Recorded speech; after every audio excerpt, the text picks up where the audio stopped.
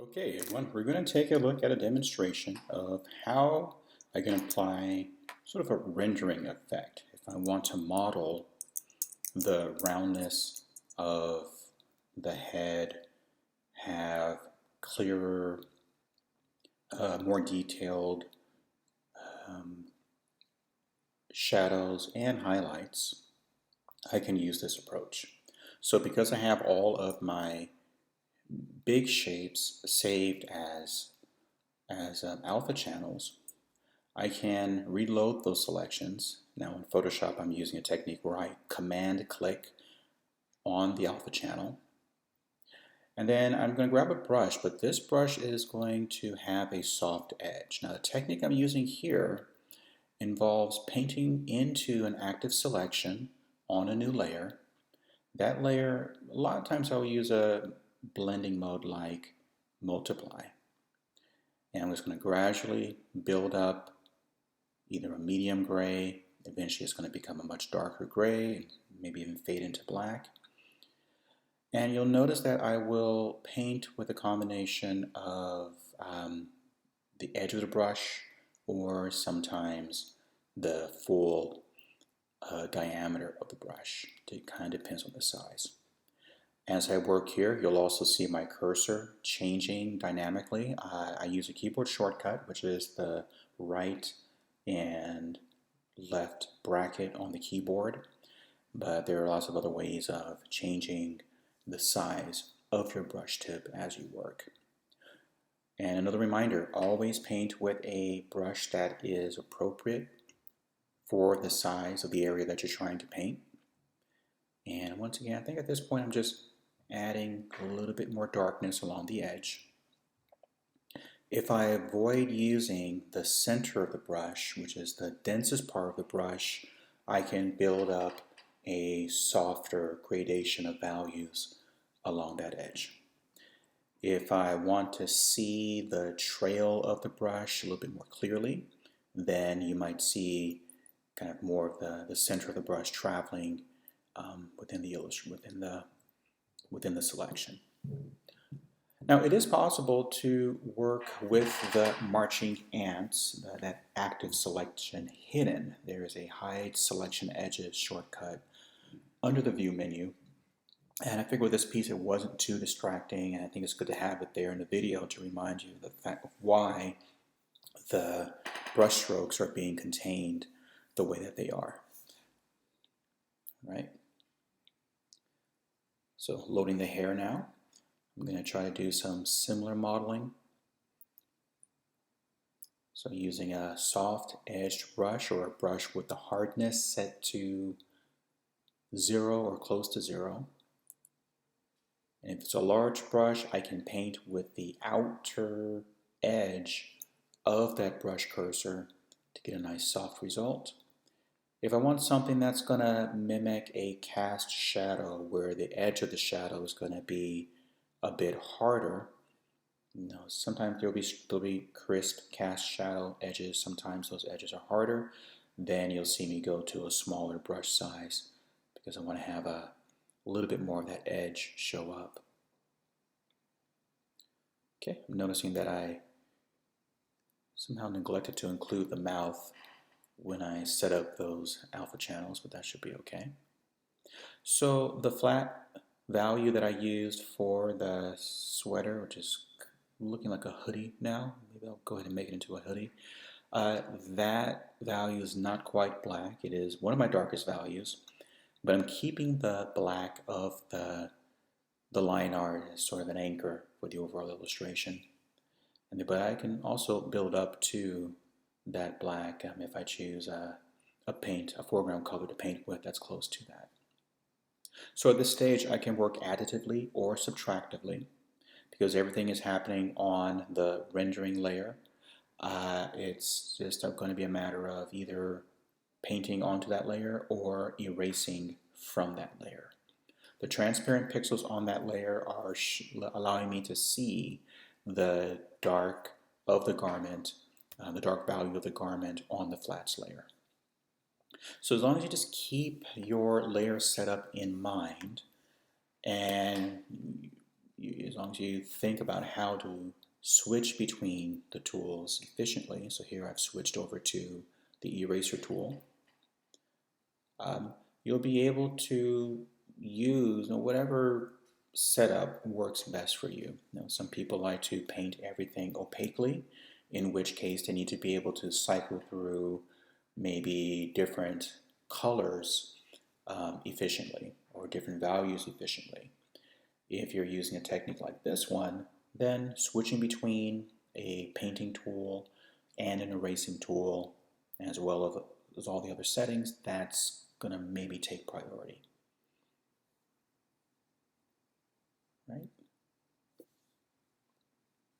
So right about the halfway point, I'm just going to let this run for a little bit longer.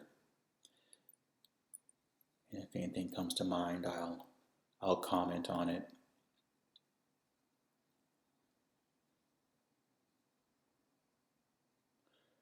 Zooming in and out is also, I think, an essential skill for digital painting. And I think it's something, the ability to zoom in and out is something that in some ways sort of separates digital art from traditional art. Maybe the equivalent to zooming in might be getting closer to your work, leaning in, maybe getting physically closer by walking toward the work or walking away from it to kind of get an idea of what's happening at the macro level.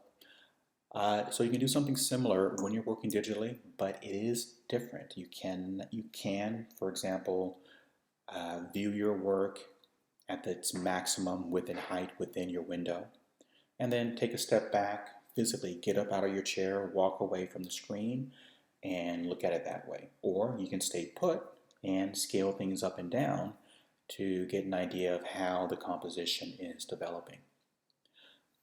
One of the other approaches I've seen artists use is to have a second window open for the same file.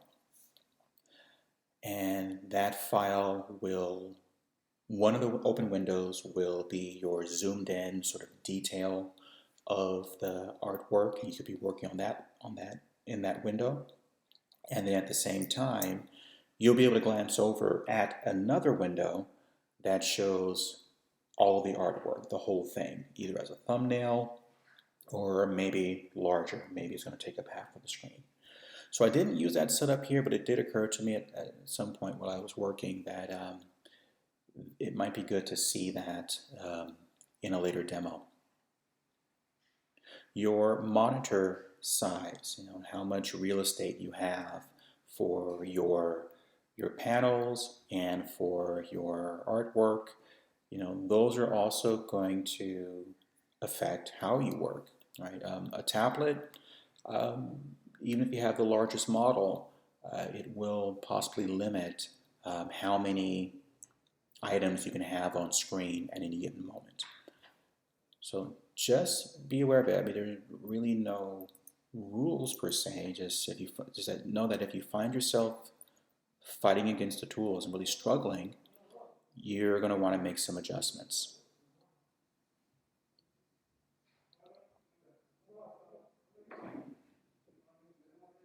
So at this point, I am creating a darker transition with a darker value, so that those heavy lines start to look like there's a little more roundness, like they have a little bit more roundness applied to them. Okay, so the overall look and feel for this illustration is going to be sort of a hybrid. You'll have the naturalistic strokes from the original ink sketch. There will be some very kind of soft-edged rendered strokes from the digital paint. So mimicking a little bit of what happens in reality with light and shadow, and then also including some marks that are kind of more symbolic rather than representational, right? There are no literal lines on the human face. There's some caricature involved with this piece. And then hopefully when everything is done, it'll kind of stand on its own as a unique image.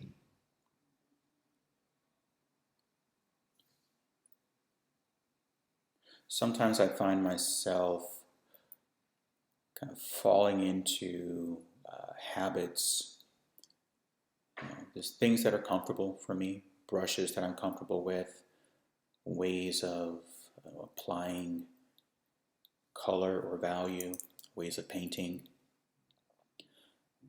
And I think that can serve you well if you have if you have a rhythm that you like to work in. If you're looking for consistency in a body of work as you build your portfolio, then it absolutely makes sense to try to be consistent in terms of how you draw and paint. If it's work just for myself, then I will from time to time just do a little experimentation. Say, what if? Now, what if I wanted to show a little bit more age in the face? Might there be an interesting way of introducing shadows or introducing creases, wrinkles? I may even go back to the original sketch, kind of restricting myself to just focusing on the line work here. I don't want to be too influenced by the photo. And again, and also I should add that my ability to make these decisions with the placement of these shadows comes from a lot of experience with drawing faces, life drawing, studying human anatomy. It's a combination of drawing from observation, that's what the sketch allowed me to work from, and the experience of remembering. Right, a lot of what I'm able to do from memory is a result of very deliberate, very focused study where I'll sit down in front of the model, maybe during an open life drawing session, and I'll say to myself, today I just want to concentrate on the planes of the face. And I'll just spend maybe 2 or 3 hours focus on just that one aspect of anatomy. And I found that it's through the practice and the repetition, but practicing and repeating things with a goal in mind, that's the thing that's really made a difference for me in my development. There was a time when I was kind of returning to going to life drawing sessions.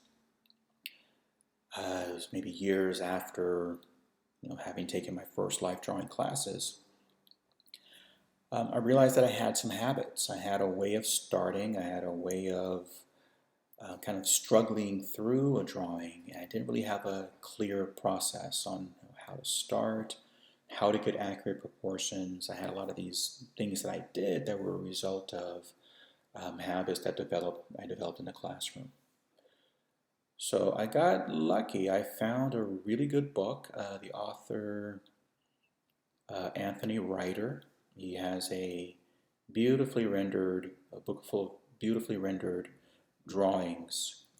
So if you like that traditional academic style and you want some tools, some techniques that'll allow you to sit down in front of the figure or sit down in front of someone, maybe you're doing a portrait of someone, maybe you're sketching from life, maybe you're at a cafe or out in public. If you're looking for a kind of a more procedural approach rather than an intuitive approach where there's a lot of loose marks and gesture and guessing, you might consider looking at his work. And again, that's Anthony Ryder, R-Y-D-E-R. And lots of good information in his book. I think it's called either Life Drawing or Figure Drawing Techniques might be the name of the book. I came across it maybe at one library, and then it was checked out for a long time. I ended up driving all the way from Richmond to Alameda just to be able to check it out from the library, because I didn't want to pay for it. It's a really good book if you want to learn some new techniques for seeing and getting your proportions accurate. Okay, so at this point, I'm going to stop here. You can see that I'm just doing a few little tweaks here. Flipping your work can help you to get a different take on whether or not the proportions are working. Are there any odd things that might need to be adjusted? But that should be enough for now. So I'll see you in the next video when we wrap everything up with some highlights and some accents.